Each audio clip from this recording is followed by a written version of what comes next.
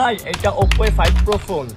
এই ফোনটা অনেক ডিউরেবল একটা ফোন, ফোনটা এত সহজে কিছু হবে না। হয়ে যাওয়ার পর এখন স্টিল ঠিক আছে ফোনটা, আমি একটু দেখাই। এই যে ফোনটা ফোনটা মারলাম, এখন কিছু হয়নি, ফোনটা স্টিল এখন ঠিক আছে। আচ্ছা ফোনটা একটু ময়লা হয়ে গেছে, দেখি পানিটা।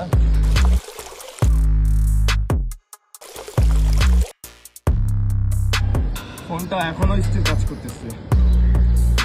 আমি Oppo A5 Pro ফোনটা ইউজ করতেছি, আপনিও ইউজ করতে পারেন Oppo A5 Pro, ঠিক আছে।